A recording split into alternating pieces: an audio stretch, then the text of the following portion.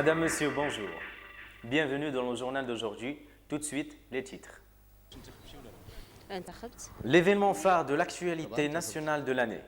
C'est dans les dernières élections. Plein de questions se posent sur l'influence du printemps arabe. Est-ce que quelque chose a changé depuis l'arrivée de M. Boukhilan?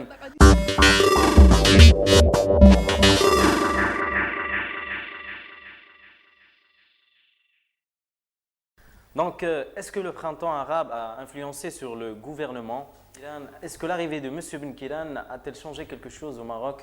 Donc, nous allons dans un instant parler avec notre invité, M.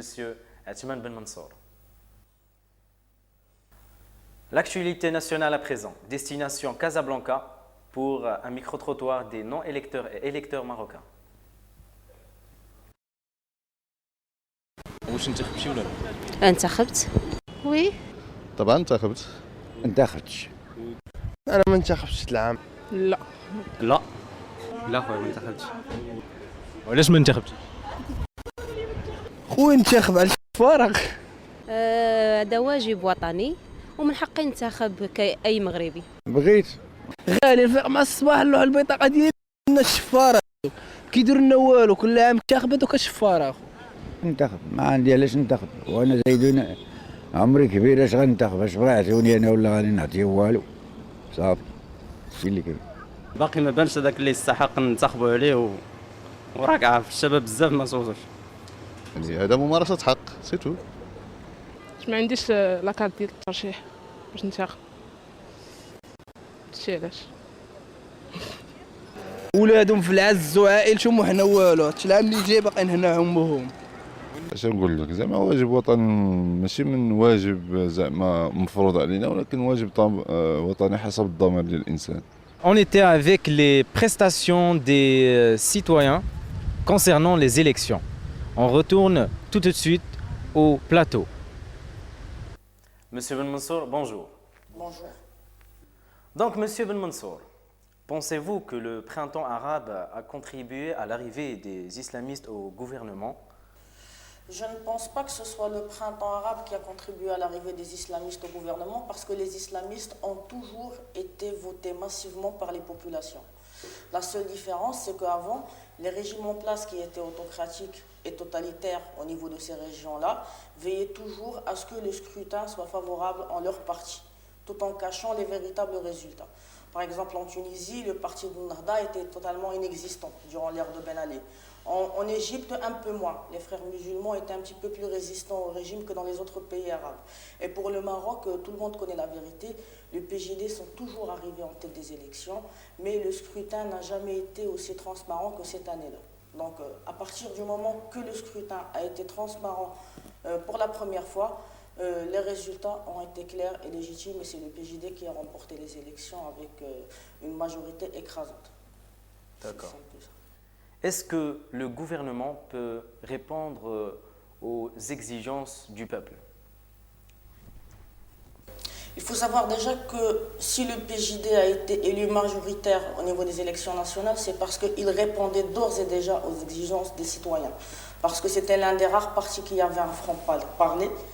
Et socialement, ils étaient très présents auprès des populations. Et c'est ce qui a fait leur force.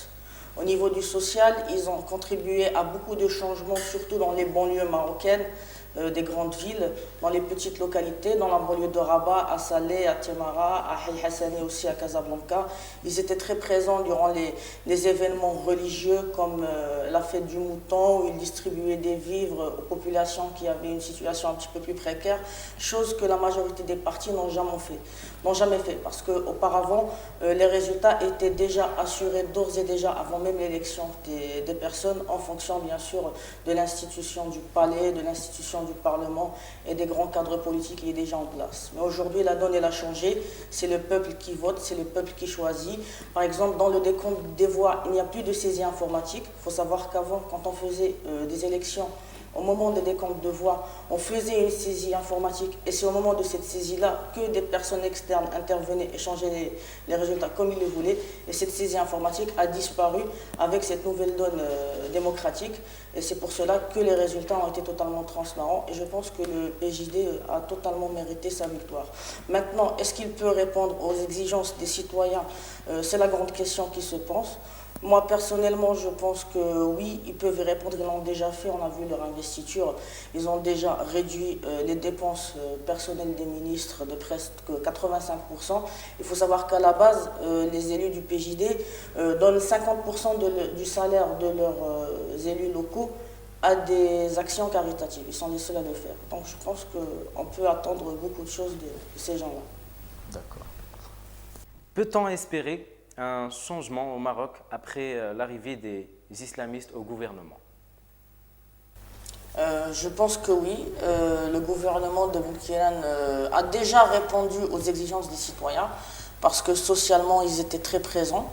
Et je pense que Boukhélan a déjà répondu aux exigences des citoyens en éliminant, entre parenthèses, certaines têtes avec bien sûr la complicité du roi que le peuple marocain ne voulait plus voir dans le champ politique.